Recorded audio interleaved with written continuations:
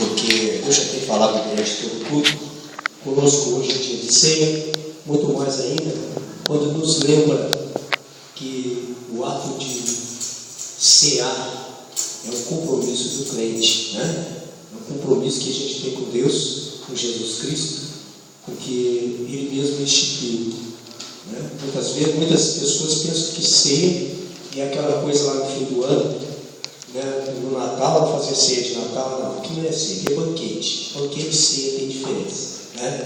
Então assim, a ceia foi instituída por Jesus e não é um ato de se alimentar, porque se nós lermos na palavra de Deus, está escrito ali que enquanto eles comiam a janta, enquanto eles jantavam, tomou ele o pão e um cálice e ali instituiu a ceia, né? Este é o cálice da nova aliança para com Deus. Então assim, foi instituído não como alimento carnal, mas como um alimento espiritual, né? Então nós que hoje participamos da ceia, nos alimentamos espiritualmente através do corpo e do sangue de Cristo. E o que nós vamos falar um pouquinho hoje é sobre isso, é sobre estar preparado, querido. Porque muitas pessoas pensam que estão preparadas e não estão. É na primeira, já perde o ânimo, já perde a coragem, já perde a vontade. É como se aquilo tudo que já vinha fazendo há tanto tempo perdesse a graça. A obra de Deus não perde a graça nunca.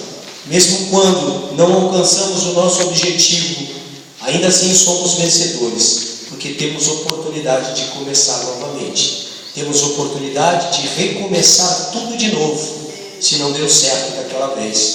Então, amado, sempre é motivo para nos alegrarmos, sempre é motivo para nós criarmos dentro de nós uma expectativa nova. Nunca desanimar, nunca deixar aquela coisa tomar conta da gente, como aí no mundo acontece, né? O pessoal não deu certo uma empresa que está fazendo, aí já se desespera, fecha tudo, pede baixa, não tentam de novo, nem sabe se da segunda vez ia dar certo, né? Mas na obra de Deus não pode ser assim. A obra de Deus não deu certo da primeira vez, tenta a segunda. Não da segunda, vai na terceira, vai na quarta, na quinta, porque a palavra de Deus nos ensina que de tanto bater, a porta se abre.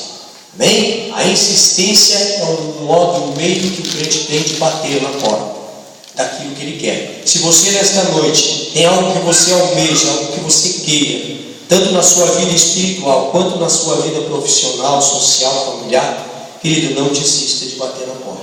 Não desista de continuar orando, não desista de continuar acreditando, porque isso é que faz a diferença na vida do crente. É a teimosia de continuar acreditando naquilo que para muitos parece impossível, né? Naquilo que para muitos já está caído, derrotado. Esse cara continua aí, né, pregando que vai se dar bem. Amado, é justamente aí que você vai se dar bem. É quando você insiste, quando você determina. Eu não sou perdedor, não. Eu sou vencedor. Se não vence hoje, venço amanhã. Amém? Então assim, nós vamos ler aqui no livro de Marcos, no livro do Evangelho de Marcos, nós vamos ver algo semelhante que aconteceu com o Filho de Deus, com o amado Filho de Deus, com o nosso Mestre Jesus Cristo, né? Está no capítulo 1 de Marcos, no capítulo 1, no versículo 9 em diante, né? Nos fala sobre a tentação de Jesus. Olha bem, né? A tentação de Jesus. Olha aí para o teu irmão e diz para ele: Jesus foi tentado. Se ele não escapou, não vai ser, eu vou escapar, né? Se o diabo não livrou ele, não vai livrar a mim, né? Eu vou ser tentado também. Então, querido, aqui nos diz assim, no livro de Marcos, capítulo 1, versículo 9, nos diz assim: e aconteceu que naqueles dias que Jesus, tendo ido de Nazaré da Galileia, foi batizado por João no rio Jordão. E logo que saiu da água, viu os céus abertos e o Espírito que como pomba descia sobre ele. E ouviu-se uma voz dos céus que dizia: Tu és meu filho amado, em quem me comprazo. Guarda isso: Tu és o meu filho amado, em quem me comprazo. Guarda no coração isso. né? E aqui, ó, e logo o Espírito o levou para o deserto, e ali esteve no deserto 40 dias, tentado por Satanás, e vivia entre as feras, e os anjos o serviam. Senhor nosso Deus, nosso Pai, nós pedimos, Pai, o discernimento da Tua palavra. Pai, eu quero ousar falar da Tua palavra, mas não com o meu entendimento, mas com o entendimento que venha do Teu Espírito Santo. Pai, e eu creio que se assim for, os meus irmãos entenderão, Pai, o Teu mistério, o Teu propósito através dessa palavra, e que cada um de nós saia daqui nesta noite abençoado, cheio da certeza de que o Senhor está conosco. Amém. Senhor, o Senhor aqui, Ele tem nos expressado algo divino. Ele não precisava passar por isso, não. Mas se nós vimos a caminhada de Jesus Cristo, ela nada mais é do que uma caminhada de exemplos. Jesus não precisava ser batizado e fez questão de ser batizado. Jesus não precisava jejuar e fez questão de jejuar 40 dias e 40 noites. Jesus não precisava, por final, morrer, mas fez questão de morrer. Querido, muitas vezes as pessoas que não conhecem a história de Jesus Cristo, não sabem, não discernem o fundamento, então eles acham, como certa vez um senhor disse para mim, eu não mandei esse homem morrer por mim, eu não tenho nada a ver com isso, bem assim ele disse, né? É falta de discernimento de entender que ele não morreu apenas por mim, ele se deu, ele se doou por mim. Ele poderia, amado, ter clamado a Deus naquele momento, e Deus teria levantado uma filha de homem para ir na cruz no lugar dele, né? Quanto Renato, pecador, tinha para ir no lugar dele, não é? Mas ele preferiu ir no meu lugar. Ele escolheu isso. Ele escolheu fazer isso. Não é o momento em que alguém dá um tiro na minha esposa e eu simplesmente vou deslocar ela e tomo um tiro enganosamente. Muitos podem dizer: que marido corajoso, né? Salvou a esposa de levar um tiro. Mas aquilo foi até um equívoco, né? E mesmo que eu tentasse cuidar dela, seria somente por ela. A própria palavra diz: ainda pode ser que alguém se levante para defender os seus, né? Pode ser que alguém se levante para morrer pelos seus, mas para morrer por mim? Querido, eu já estava numa situação tão deplorável que tentei uma vez tomar, como é o nome daquele negócio de desentupir vaso? Soda cáustica. E não consegui tomar porque meu cunhado, irmão dela, desconfiou e bateu na porta e aquele vidro caiu para um lado e eu caí para o outro. E aí meu cunhado levantou: tá louco, o que tu vai fazer com esse vidro aí? Eu bêbado, já desgostoso da vida, né? Ali eu queria tirar a minha própria vida para tentar dar alegria para a minha família, porque eu era um peso na vida deles. Uma segunda vez tentei me enforcar, os canos quebraram, ainda tomei um banho, caí com a cabeça e ainda fiquei bravo ainda, né? Mas tudo era plano de Deus na minha vida, para que eu não viesse ceifar a minha vida inutilmente, porque Ele já havia feito isso por mim. Ele já havia morrido para que eu não fosse aquele homem condenado, para que eu não aceitasse aquela condenação que o diabo estava colocando em mim. Amado, eu estava perturbado e me sentindo o último dos homens, o pior dos pais, o pior dos maridos, o pior dos amigos, dos funcionários. Eu estava me sentindo o pior ser humano do mundo. A psicologia humana chama isso de doença, mas a palavra de Deus chama isso de falta de Jesus. Querido, eu fiz tratamento psicológico durante algum tempo, não adiantou nada. Logo terminava o tratamento, voltava aquela sequência de tragédias na minha mente, e eu tinha vontade novamente de exterminar a minha vida. Mas por incrível que pareça, quando eu aceitei Jesus na minha vida, quando eu deixei Ele entrar e fazer parte da minha vida, e descobri que aquele homem morreu se deu por mim, se doou para que eu não tivesse essas coisas na minha vida, para que eu não tivesse dores, para que eu não tivesse preconceitos, para que eu não tivesse essas falhas humanas, pequenas, mesquinhas, que são capazes de destruir a nossa própria vida por puro egoísmo. Porque eu era tão egoísta que eu não suportava o meu próprio sofrimento. Eu não suportava carregar a minha própria cruz. Cruz essa que ninguém impôs sobre os meus ombros, mas eu mesmo, com a minha ignorância, fui colocando através dos meus dias de juventude. Fui aprendendo a fumar, a beber, a usar droga, a fazer isso, a fazer aquilo, a fazer aquilo outro. Isso me gerou uma grande tragédia na minha vida. Mas Jesus, mais uma vez, tomou a minha cruz. Ele já havia tomado a cruz há 2000 anos atrás. Mas quando eu clamei pelo sangue do Senhor, que eu conheci esse Jesus, Ele tomou novamente a cruz no meu lugar. E quando você, querido, clama pelo sangue de Jesus, quando você clama na sua oração pelo sangue de Jesus, todos os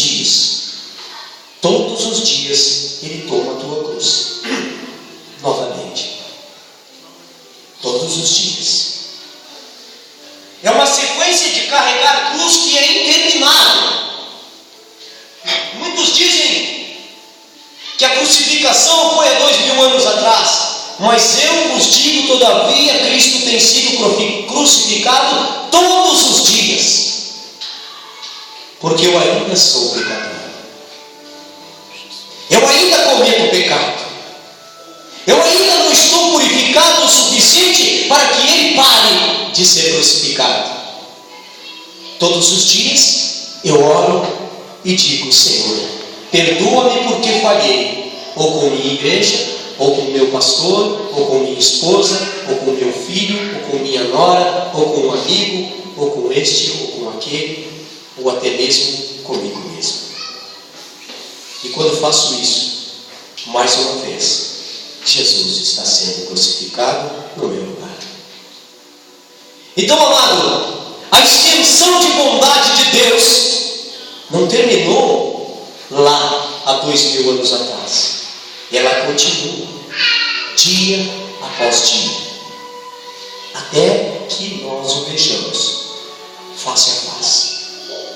E aqui nos conta que depois de ser batizado, de cumprir um ritual que até hoje nós temos dentro da igreja, para a honra e glória do Senhor, muitos dizem agora, terminou. Eu vi agora no último batismo, um irmão se batizou e fazia assim um gesto de vitória.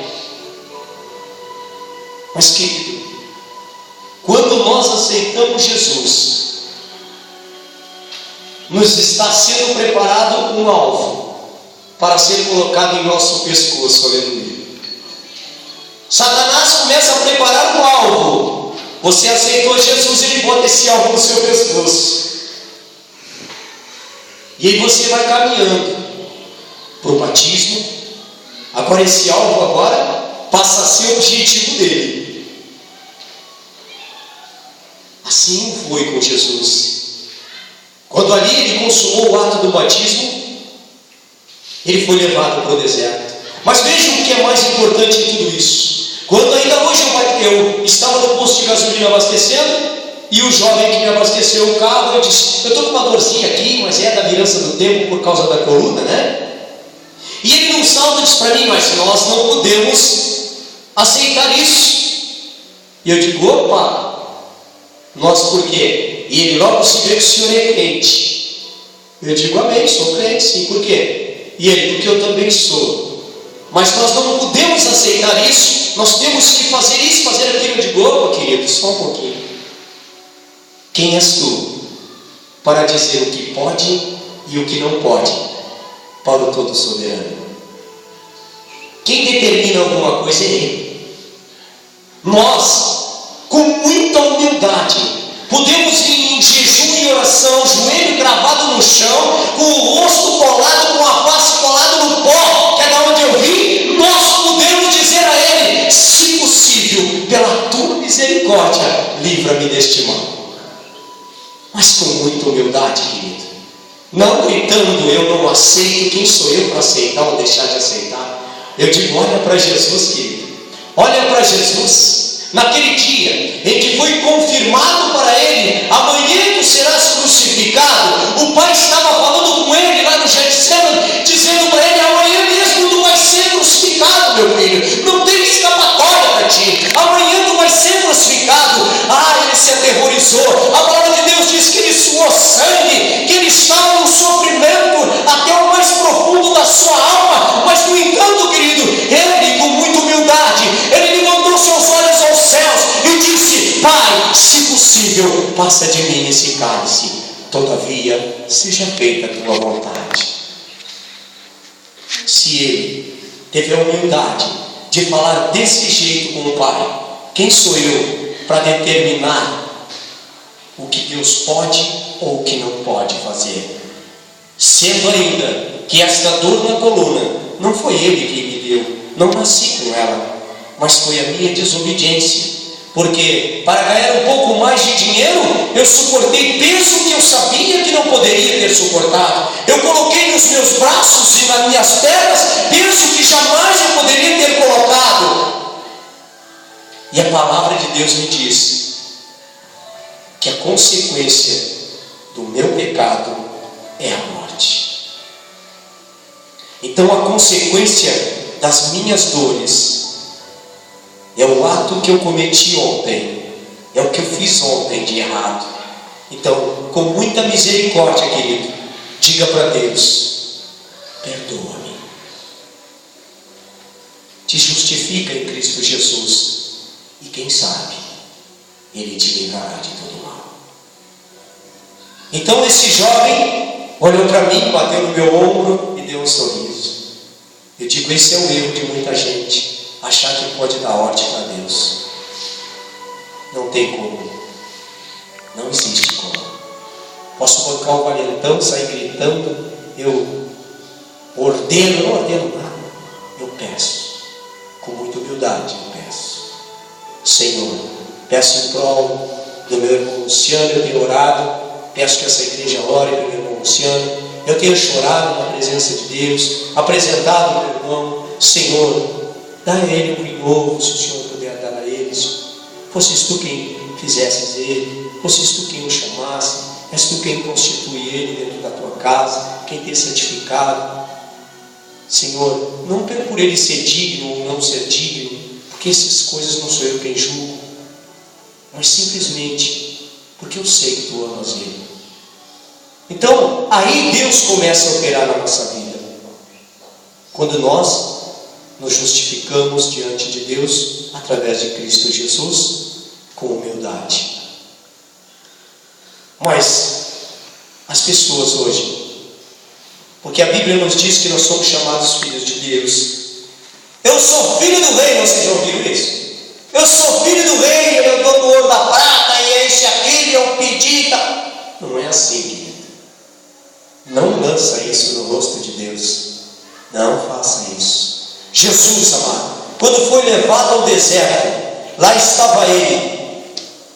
Quando ele foi levado ao deserto, e ele botou o pé no deserto, ele se despiu da autoridade de filho de Deus e entrou como homem, como ser humano. O diabo tentou: peça ao Pai, e ele não. Diga ao Pai, e ele não. Seguiu apenas as palavras que ele conhecia, as ordenanças que ele conhecia. Será que eu teria coragem de deixar a autoridade de ser filho de Deus? Será que eu já não teria entrado ali dizendo: está repreendido em nome do fulano, do Beltrano, de Jesus, né? Será que eu já não saía tomando posse daquilo? Jesus não foi assim. Ele entrou no deserto como homem, e não foi para se aparecer, nem para se exibir, nem para se mostrar para ninguém. Foi para mostrar para mim e para você que nós, homens, seres humanos, somos capazes de suportar a tentação do diabo. Nós podemos dizer não para o diabo. Nós podemos dizer não para as tentações do mundo. E depois de tudo consumado, então sim dizer: isto tudo foi para a honra e glória do teu nome. É isso que Deus espera de nós. Que nós entre nesta guerra e lute por Ele. É isso. Sabe por quê? Porque lá em Apocalipse diz que na guerra principal, naquela guerra que vai vir no final dos tempos, quem vai lutar é Ele. Essa guerra de hoje é nossa, querido.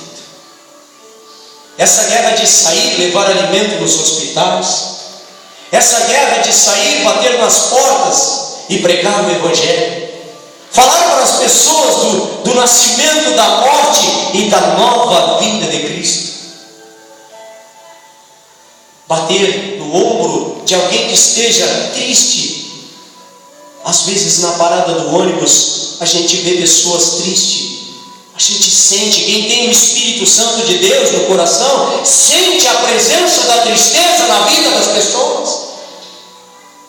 Você sabe disso porque você é um filho de Deus. Você sente a tristeza, o peso que está naquele ser humano. Não se envergonhe, querido. Essa guerra é tua. Bata no ombro dele e diga: você não está sozinho, não. Jesus está contigo. Ah, mas eu não vou à igreja, eu não sou crente, não importa. Ele morreu pelo crente e pelo ímpio. Ele não morreu só pela igreja. Ele não morreu pelos judeus. Ele não morreu por aqueles que se diziam escolhido de Deus. Ele morreu por todos. Ele morreu por todo mundo. Ele morreu pelo pobre, pelo rico, pelo negro, pelo branco, pelo amarelo, pelo japonês. Ele morreu por todos. É difícil as pessoas entenderem isso. Tem algumas pessoas que acham que Jesus morreu e vai e trabalha somente para aqueles que estão dentro da igreja. Não, mano. Leia com paciência a sua Bíblia e você vai encontrar que Deus faz com que nasça o sol sobre o ímpio e sobre o não, e sobre o crente. Não está escrito assim? Deus é tão bom que faz com que o sol nasça sobre o ímpio e sobre o crente, que a chuva caia sobre o ímpio e sobre o crente. E se Deus, na sua imensa bondade, pode dar estas bênçãos a todos, por que eu vou escolher a quem dar a minha bondade? Não, querido. Se essa bondade é perfeita, ela é de Deus. E se ela é de Deus, é de todos. Tem que ser levada a todos. Gesto maravilhoso de levar um alimento no hospital.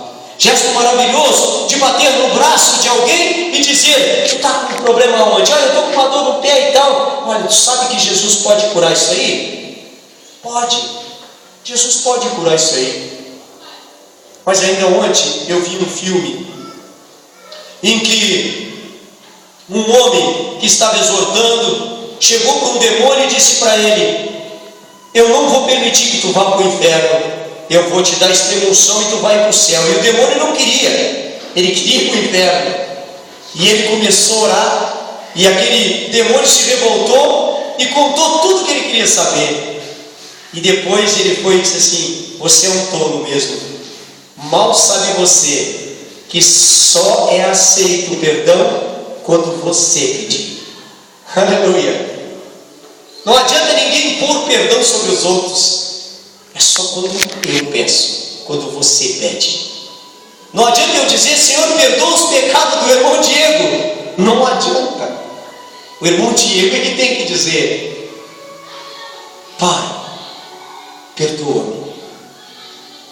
Igreja, ora por mim, porque eu ando meio ruim, eu ando meio errôneo, não tenho feito exatamente aquilo que Deus gostaria que eu fizesse.